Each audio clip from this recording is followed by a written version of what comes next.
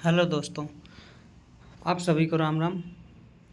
आज हम इस वीडियो में ये समझने का प्रयास करेंगे कि किसी भी वस्तु की कीमत या फिर उसका जो वैल्यू है वो क्या है।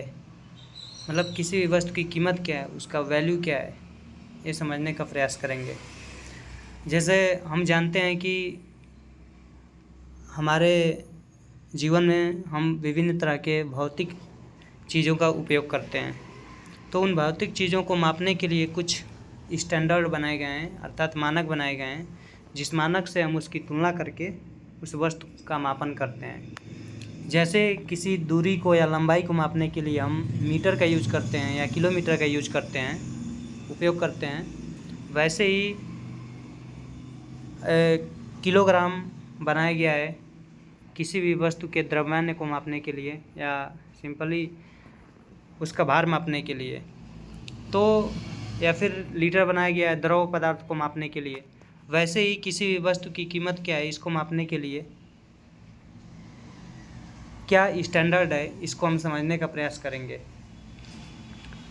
और ये भी जानने का प्रयास करेंगे कि अगर स्टैंडर्ड ना हो या स्टैंडर्ड को अगर विकृत कर दिया जाए, स्टैंडर्ड को अगर तोड़ दिया जाए तो फिर क्या होगा। अगर 1 मीटर को जो 1 मीटर निर्धारित है, अभी 1 मीटर जितनी दूरी है, अगर उसको घटा दिया जाए तो उससे क्या फ़र्क पड़ेगा और क्या हम स्टैंडर्ड को घटा भी सकते हैं या फिर नहीं। तो आइए इसको एक बार समझने का प्रयास करते हैं। किसी पदार्थ का मूल्य या कीमत क्या है, इसको समझने का प्रयास करेंगे। किसी भी पदार्थ की मूल्य या कीमत क्या है। Value of any material. रुपया जो है वो क्या है, किसी वस्तु के मूल्य या कीमत का मापक है, अर्थात यह किसी वस्तु के कीमत को मापने की एक मानक इकाई है। रुपया वह है जिससे हम किसी वस्तु की कीमत तय करते हैं या उसका मूल्य तय करते हैं कि उसका मूल्य क्या है। और रुपया जो है एक मानक है, एक स्टैंडर्ड है। जैसे हम बाज़ार में से विभिन्न तरह की वस्तुएं खरीदते हैं, ठीक है, उसका अलग अलग कीमत होता है। तो उसे ही समझने का प्रयास करेंगे कि जो मानक जो रुपया है, जो इकाई रुपया है, वो क्या है। मूल्य या कीमत को समझना। 1 केजी मक्का की कीमत क्या है।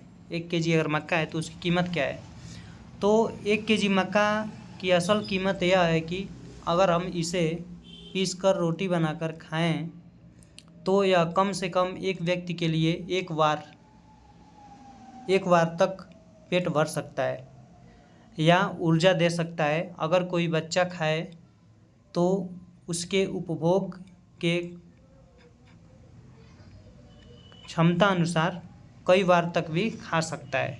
इसकी यह कीमत है, यानी ये जो है कि हमारा पेट भर सकता है, ठीक है। उसके बाद किसी भूमि की कीमत क्या है, यानी ज़मीन की। किसी भूमि की असल कीमत यह है कि जब हम उसमें बीज डालते हैं किसी भूमि में तो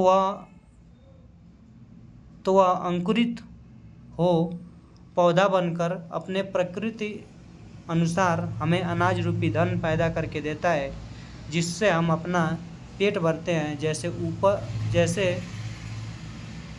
ऊपर 1 केजी मक्का भूख शांत करता है।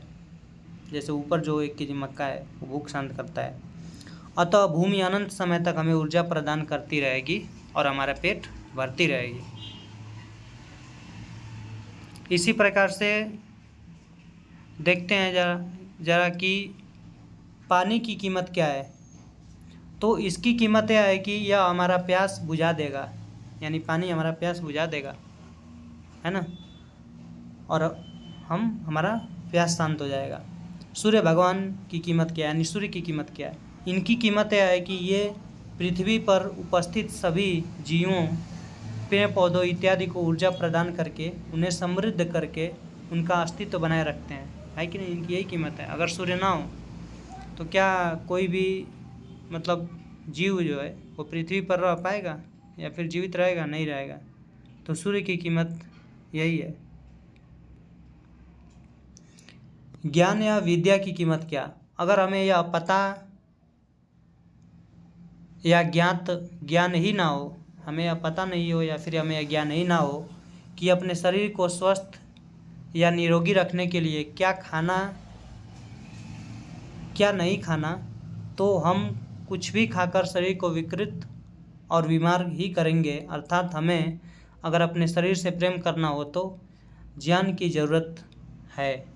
यानी अगर हमें शरीर को सुरक्षित रखना है तो हमें क्या खाना है, या तो ज्ञान की ज़रूरत पड़ेगी ना, कि क्या मतलब खाएं क्या नहीं खाएं, क्या सही है क्या गलत है, ये तो ज़रूरत पड़ेगी। अतः प्रेम की शुरुआत ज्ञान से होती है। यहाँ एक और बात समझ लेते हैं कि अगर हमें ज्ञान नहीं होगा तो हम अपने शरीर से भी प्रेम नहीं कर पाएंगे कि क्या खाना है क्या नहीं खाना है, और हम शरीर को बीमार ही करेंगे।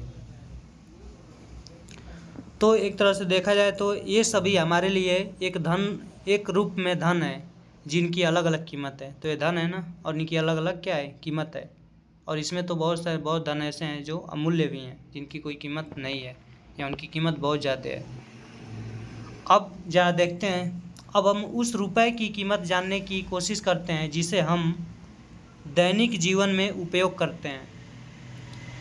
कौन सा रुपया? तो वही जिसे हम दैनिक जीवन में उपयोग करते हैं, जैसे 2 रुपये, 5 रुपये, 100 रुपये, 200 रुपये, 500 रुपये या 1000 रुपये इत्यादि के नोट या सिक्के जो भी है उसका हम उपयोग करते हैं, उसको समझने का प्रयास करते हैं कि उसकी कीमत क्या है, और फिर समझने का प्रयास करेंगे कि वास्तव में क्या है, वास्तविक चीज़ क्या है, हम जो जानते हैं मानते हैं उसमें, और जो है उसमें सत्य में क्या फ़र्क है।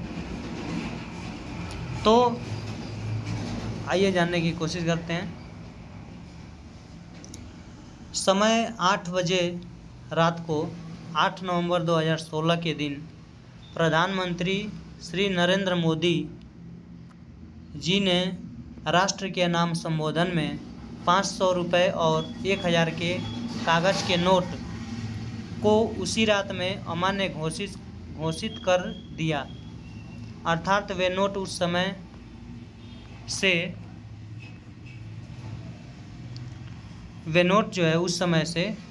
क्या नहीं रहे, तो उस समय से कानूनी निविदा अर्थात लीगल टेंडर रहे ही नहीं। अर्थात 500 और 1000 के नोटों से किसी भी प्रकार के भुगतान हेतु स्वीकार नहीं किया जा सकता था। अर्थात लीगल टेंडर न होने से उसका कीमत शून्य हो गया। यानी उन सभी जो नोट हैं जिसको हम मानते हैं कि ये नोट है, उससे हम किसी भी चीज़ की खरीदारी करते हैं, तो उसका क्या हो गया, कीमत शून्य हो गया। निष्कर्ष क्या निकलता है?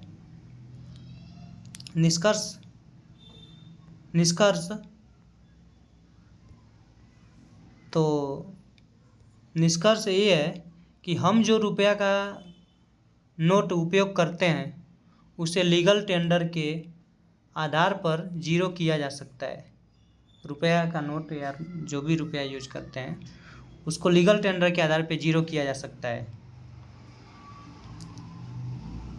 अब आगे समझते हैं, क्या 1 केजी मक्का का कीमत, जो 1 केजी मक्के की जो कीमत है, या फिर जो 1 केजी मक्का में जो ऊर्जा भरा है, ठीक है, को कोई ख़त्म या शून्य कर सकता है? क्या सरकार ऐसा कर सकती है, या पृथ्वी पे कोई भी ये कर सकता है कि अभी जो उस मक्के में जो ऊर्जा भरी है उस ऊर्जा को हम ऐसे भाषण दे करके जीरो कर देते हैं? तो क्या कर सकता है? उत्तर नहीं। हेतु क्या है, इसका कारण क्या है कि ऐसा क्यों नहीं कर सकता? क्योंकि उस मक्का में जो ऊर्जा या फिर कीमत भरी है उसे परमात्मा ने निर्धारित की है, जो प्रकृति और परमात्मा के नियमों से निर्धारित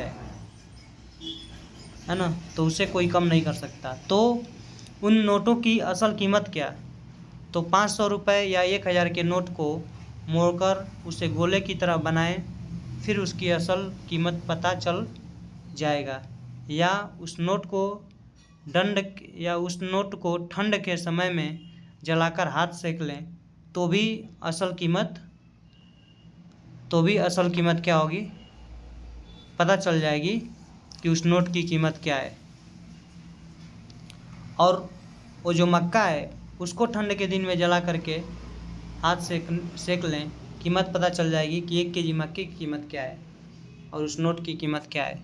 वो दोनों का मतलब अंतर मालूम चल जाएगा कि कौन कितनी देर तक ऊर्जा दे सकता है ना। क्योंकि मक्के में जो ऊर्जा भरी है, किसी भी चीज़ में जो ऊर्जा भरी है, ऊर्जा संरक्षण सिद्धांत के अनुसार, तो ऊर्जा को कोई कम या बढ़ा नहीं सकता, क्योंकि वो प्राकृतिक नियमों से निर्धारित है। तो कुल मिलाकर स्पष्ट है कि 500 रुपये के नोट पर लिखा हुआ वादा ही क्या वादा, तो मैं धारक को 500 रुपये अदा करने का वचन देता हूँ, वो वादा ही महत्व का है। अर्थात हम मानते हैं तभी वह 500 रुपये का नोट या रुपया है, अन्यथा उसकी असल कीमत है कि वह कागज़ का टुकड़ा है जो पल भर के लिए ठंड के दिन में गर्मी भी नहीं दे सकता। इस 500 रुपये के नोट पर 500 रुपये देने का वादा सरकार ने किया था और उस वादे को वापस लेते ही उसका मान शून्य हो गया। अर्थात ये बड़े अधर्मी और राक्षस हैं जो हमारी रुपये रूपी धन को बड़े चालाकी से जीरो कर सकते हैं, है ना। परंतु परमात्मा और प्रकृति न्यायप्रिय हैं जो कभी भी अपने वादे से नहीं मुकरते। जैसे मक्का की ऊर्जा या धन या कीमत बनी रहती है, कागज़ के नोट की ऊर्जा भी स्थिर है और उस नोट में निहित ऊर्जा ही उसकी असल कीमत है। तो इस प्रकार हमें ज्ञात हुआ कि कीमत को मापने के लिए भी एक मानक मात्रक बनाना पड़ेगा जो किसी वस्तु की कीमत को मापकर बता सके। ठीक है, जैसे लंबाई का मात्रक क्या है, तो मीटर है, वैसे ही कीमत या मूल्य का मानक मात्रक बनाने की कोशिश करते हैं। जैसे लंबाई का मात्रक मीटर, वैसे ही कोशिश करते हैं मूल्य का मानक मात्रक बनाने के लिए। तो मान लीजिए हम 1 केजी मक्का को मानक इकाई रुपया मानते हैं कि 1 केजी मक्का क्या है, 1 रुपया है। 1 केजी मक्का को मानते हैं कि उसे ही हम 1 रुपया बोलेंगे। ठीक है, 1 केजी मक्का को मान लेते हैं, चलिए। तो और कहते हैं कि 1 केजी मक्का क्या है, 1 रुपया, ये मानक है, स्टैंडर्ड मान लेते हैं कुछ समय के लिए। और कहते हैं कि 1 केजी मक्का 1 रुपया है, या 1 केजी मक्का 1 रुपया या 1 रुपये की कीमत धारण की है। तो अब 1 केजी मक्का इकाई रुपया है।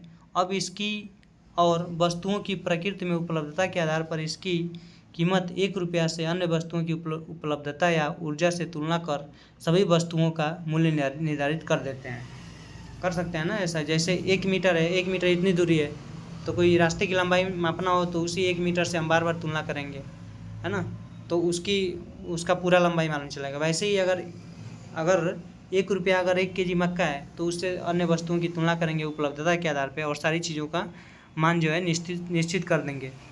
परंतु अगर हम ऐसा कर देते हैं मान लीजिए, तो क्या होगा, परंतु इस मक्का के साथ यह समस्या है कि यह कुछ समय के बाद खराब या नष्ट हो जाएगा। तो हमें ऐसा पदार्थ ढूंढना होगा जिसमें स्थिरता बनी रहे। ठीक है, तो अगर हम मक्के को स्टैंडर्ड मानते हैं रुपया का, तो ये गड़बड़ होगा, क्योंकि वो नष्ट हो जाएगा, और जब नष्ट होगा तो हमारा स्टैंडर्ड बिगड़ जाएगा। जैसे 1 मीटर जो है, 1 मीटर जो दूरी है, वो पेरिस के निकट जो सेवरिस में जो सिलेंडर रखा हुआ है प्लेटिनम इरिडियम का, उसे जो है कि स्थिर माना गया है, वो कभी घटता बढ़ता नहीं है। तो उसी तरह से इसे भी हमें रुपया के स्टैंडर्ड को भी, रुपया का जो स्टैंडर्ड है उसे भी हमें स्थिर करना होगा, नहीं तो फिर इससे क्या होगा कि किसी के साथ जो है कि अन्याय हो सकता है। तो अब इसी स्टैंडर्ड को बनाने के लिए हमारे पूर्वजों ने पाया कि सोना एक ऐसा पदार्थ है जो हज़ारों सालों तक पड़े रहने के बावजूद भी उसका क्षरण नहीं होता। इसलिए उन्होंने किसी वस्तु की कीमत तय करने का मानक मात्रक सोना को बनाया। हमारे पूर्वजों ने क्या किया, मानक मात्रक सोना को बनाया। उन्होंने हमारे पूर्वजों ने पाया कि सोना और चांदी की उपलब्धता प्रकृति में 10 गुना के अंतर पर है। यानी सोना अगर 1 है तो चांदी कितना मौजूद है, 10 मौजूद है, यानी 10 गुना के अंतर पर है।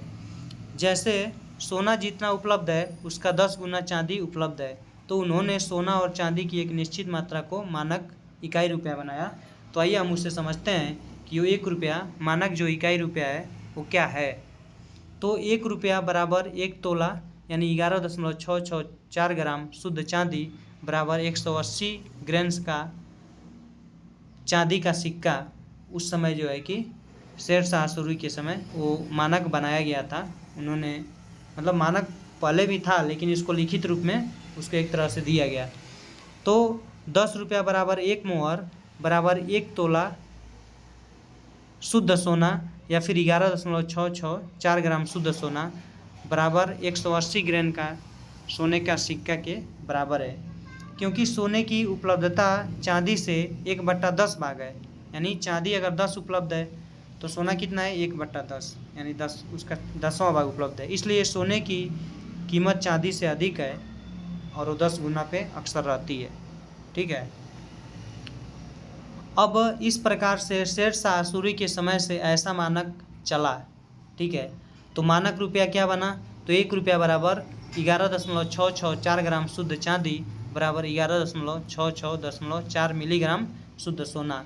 रुपए में सोने की मात्रा, तो अब यहाँ पे हमें स्टैंडर्ड रुपया का स्टैंडर्ड क्या मिला, रुपए में सोने की मात्रा या मानक मात्रा क्या है, रुपए में सोने की मात्रा ही रुपया है। ठीक है। उसकी जो मानक मात्रा है वही क्या है, रुपया है। अगर हम इसका विस्तृत अध्ययन करना चाहते हैं तो इसके बारे में समग्र विस्तृत जानकारी के लिए पुस्तक पढ़ें, रुपया मूल्य का मापक या शोषण का साधन। लेखक कौन है, घनश्याम वर्मा भटनी, इनका जो पता है वो भटनी डिस्ट्रिक्ट देवरिया उत्तर प्रदेश से हैं, और सह लेखक देवेंद्र बलारा निडर फफराना जिला करनाल हरियाणा से। इसी पुस्तक के समकक्ष दूसरी पुस्तक भी है, बैंकों का मायाजाल, जिसके लेखक रवि कुमार हैं। इसे भी हम अधिक जानकारी के लिए पढ़ सकते हैं। तो हमें ज्ञात है कि भारत अंग्रेज़ों का गुलाम रहा और अंग्रेज़ों ने हमें 1947 में आज़ादी दी, और उन्होंने भारत के रुपए 1166.4 मिलीग्राम सोना को अवमूल्यन किया। अब बात यह है कि क्या हम किसी स्टैंडर्ड को, क्या 1 मीटर का हम 1 मीटर का डिवेल्यूएशन कर सकते हैं? नहीं कर सकते। 1 केजी का डिवेल्यूएशन कर देंगे? नहीं कर देंगे। तो फिर इस रुपए के स्टैंडर्ड को डिवेल्यूएट कैसे कर दिया गया है, और अभी भी डिवेल्यूएट किया जा रहा है। तो उन्होंने जो डिवेल्यूएट कर लूटते रहे, आज भी भारत की मुद्रा बिल्कुल गिरी स्थिति में है, जो यह संकेत है कि भारत गुप्त रूप से गुलाम ही है। अंग्रेजी शासन ने एक्ट XVII यानी 27 act 17 of 1835 east India company के तहत कूटकृत रुपया मोहर मानक मूल्य जारी किया, जो 10 रुपये बराबर 1 मोहर था और बराबर 11.664 ग्राम शुद्ध सोना था। उसे 1 मोहर बराबर 15 रुपया कर दिया। तो अब बात यह है कि यहाँ मानक को तोड़ा गया। हम जानते हैं कि मानक केजी या मीटर या फिर किलोमीटर, ठीक है, किलोग्राम, मीटर या किलोमीटर इत्यादि को विकृत करना अपराध है, फिर भी उन्होंने ऐसा किया। हम स्टैंडर्ड को विकृत कैसे कर सकते हैं? नहीं कर सकते हैं ना। तो अतः 10 रुपया बराबर अगर 11.664 ग्राम सोना है तो 1 रुपया बराबर 1.1664 ग्राम सोना होगा। जब 15 रुपया बराबर 11 डिवेल्यूएशन के बाद जब 15 रुपया बराबर 11.664 ग्राम सोना, तो 1 रुपया बराबर 0.7776 ग्राम सोना होगा। तो लूट बराबर पूरी लूट कितनी हो गई? तो एक रुपया में पहले इतना ग्राम 1.166 ग्राम सोना था। अब जब उसमें माइनस करेंगे लूट के बाद तो 0.7776 ग्राम सोना, यानी कुल लूट कितना हो गया 0.3888 ग्राम सोने की लूट उन्होंने डिवेल्यूएट करके किया। इस तरह से भारतीय कंपनी रुपया अवमूल्यन रुपये बराबर 777 मिलीग्राम शुद्ध सोना हो गया। यानी जो 1166.4 मिलीग्राम सोना था, 1166.4 ग्राम जो सोना था वो क्या हो गया, वो घट करके 777 मिलीग्राम शुद्ध सोना हुआ, यानी डिवेल्यूएट हुआ। तो यानी अब उसका जो मान है और कम हो गया। तो अब बात क्या है, तो वैध रुपया का मानक स्टैंडर्ड क्या होता है, स्थिरांक होता है जो वैध रुपया होता है, ठीक है। और अवैध जो रुपया होता है उसका मानक घटता और बढ़ता रहता है, ठीक है। तो जो रुपया घटता बढ़ता रहे लुच्चे लफंगों नियर, वो क्या किसी देश को समृद्ध करेगा या किसी व्यक्ति को समृद्ध करेगा, है ना। इस तरह रुपया का कूटकरण करते करते जिस रुपये में सन 1990 तक प्रति रुपया 0.118489 ग्राम सोने का हिसाब था, उसे सन 1991 यानी 1991 में ख़त्म करके रुपया को बाजार के हवाले कर दिया गया है। अब गवर्नमेंट रुपया सोने से लगभग शून्य है, यानी हमारा जो स्टैंडर्ड है वो ख़त्म हो गया और शून्य हो गया। और फिर ये रुपये को डिवेल्यूएट करके कहते हैं कि डॉलर मजबूत हो गया, रुपया क्या हो गया, गिर गया। ये उनकी तानाशाही है और हमें पूछना बनता है कि तुम हमारे स्टैंडर्ड को कैसे डिवेल्यूएट कर सकते हो, जबकि स्टैंडर्ड को डिवेल्यूएट करना अपराध है और इसके डिवेल्यूएट किया ही नहीं जा सकता। वैध रुपया क्या होता है, प्रकृति या परमात्मा द्वारा संचालित होता है, ठीक है। और जो अवैध रुपया का संचालन होता है वो व्यक्तियों द्वारा होता है। तो अभी अवैध रुपया चल रहा है और हम अवैध रुपये का उपयोग करते हैं। अतः इस प्रकार मानक अनुसार जो गवर्नमेंट रुपया यानी कंपनी रुपया जो आरबीआई का 2 रुपये के नोट अनुसार अपना 2 रुपये से ऊपर के नोट अनुसार अपना मानक रुपया 1 रुपया बराबर 777 मिलीग्राम शुद्ध सोना बराबर 7770 मिलीग्राम शुद्ध चांदी लगभग 6000 आरबीआई रुपया तो मांगना बनता है हमारे भारतीय 1 रुपया के अनुसार। और अब सोचने वाली बात है कि हम जो पैसा कमाते हैं कोई भी कार्य करके, वो आरबीआई रुपया कमाते हैं या भारतीय रुपया कमाते हैं। हम भारत के हैं तो भारतीय रुपया कमाते हैं, ठीक है। तो अपना वो मानक स्टैंडर्ड तो मांगना बनता है और अपना भारतीय रुपया अगर मान लेते हैं तो मांगना बनता है। और अपना भारतीय रुपया 1 रुपया बराबर 1166.4 मिलीग्राम शुद्ध सोना तो है ही। भारत सरकार 1 रुपये का नोट और सभी सिक्के बनाती है, परंतु 2 रुपये से लेकर ऊपर के नोट आरबीआई नियंत्रित करता है। यह आरबीआई वही कंपनी जो आज भी लूट कर रही है। अब जो सीबीडीसी आ रहा है, अर्थात जो सेंट्रल बैंक डिजिटल करेंसी लाने की तैयारी चल रही है, उससे और भी भयंकर लूट होने वाली है या डिजिटल रुपये से लूट होगी, यानी तब तो हम अपना स्टैंडर्ड भी नहीं मांग सकते, ये बात है। तो अब तो कहने का मतलब ये है कि 1 रुपये बराबर 100 पैसे होते हैं, तो 1 रुपया बराबर क्योंकि अवमूल्यन कर दिया गया तो 25 पैसे के 4 सिक्के, 10 पैसे के 10 सिक्के, 50 पैसे के 2 सिक्के और इस तरह से बराबर 1 पैसा का 100 सिक्का होगा। इतिहास में जो 1 पैसा, 2 पैसा, 3 पैसे, 5 पैसे, 10 पैसे, 20 पैसे, 25 पैसे, 50 पैसे, दमड़ी, कौड़ी इत्यादि जैसी रुपए की बहुत छोटी इकाइयाँ चलीं, ठीक है। और धीरे धीरे ये सभी बंद हो गए और भारत सरकार ने 30 जून 2011 को 25 पैसे और उससे कम मूल्य वर्ग के सिक्कों का परिचालन क्या हो गया, बंद कर दिया। अर्थात ये कानूनी तौर पर वैध या लीगल टेंडर नहीं रहे, है ना। तो ऐसा क्यों हो गया, क्योंकि रुपए का अवमूल्यन कर दिया गया। इस कारण रुपए की छोटी इकाइयों का मान लगभग शून्य होकर समाप्त हो गया। अन्यथा अगर रुपए अपने स्टैंडर्ड रूप में होता तो आज भारत का मानक रुपया 1166.4 मिलीग्राम शुद्ध सोना लगभग 10,000 आरबीआई रुपया होता है। यानी प्रेजेंट टाइम में जो 1166.4 मिलीग्राम की शुद्ध सोना है, 2025 के सोने के मूल्य पर आधारित गणना के अनुसार लगभग हमारे भारतीय 1 रुपये में आरबीआई का 10,000 रुपया होता है। तो अब सोचने वाली ये बात है कि हम आरबीआई रुपया कमाते हैं या भारतीय रुपया, है ना। या अगर मानक रुपये के अवमूल्यन के बाद कंपनी रुपया के हिसाब से कंपनी रुपया 777 मिलीग्राम शुद्ध सोना लगभग 7,000 आरबीआई रुपया तो मांगना बनता है। अगर मानक 1 रुपया बराबर 10,000 आरबीआई रुपया तो 1 पैसा बराबर 100 आरबीआई रुपया, यानी हमारे 1 पैसे की इतनी कीमत है कि 1 पैसा बराबर 100 आरबीआई रुपया। इस मानक के आधार पर भारत के रुपए और रुपए की सभी छोटी इकाइयाँ जिन्हें अवमूल्यन द्वारा समाप्त किया गया वे पुनः चलन में आ ही जाएंगे। परिणामतः हमारी लूट बंद हो, भारत दुनिया में एक मजबूत और धार्मिक राष्ट्र की तरह उभरेगा। अगर हम अपना ये स्टैंडर्ड मांग लें तब ऐसा होगा। लेकिन अब बात यह है कि हमारे स्कूलों में जो सत्य है उसको पढ़ाया नहीं गया। उन्होंने हमारी शिक्षा डिज़ाइन की ताकि हमें सारी चीज़ें, हम सिद्धांत की बात नहीं कर सकें।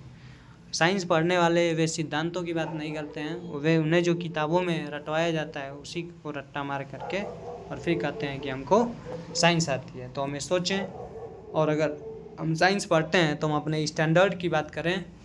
अन्यथा ये हमारे जो है कि हमारे रुपए को जो स्टैंडर्ड है, जो मानक है, उसको कम करके हम दिन रात मेहनत करेंगे, लेकिन फिर भी हमारी आवश्यकताओं की पूर्ति नहीं होगी।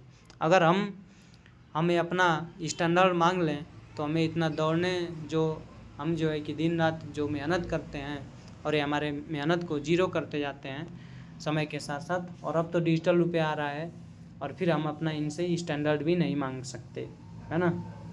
तो हम इस पे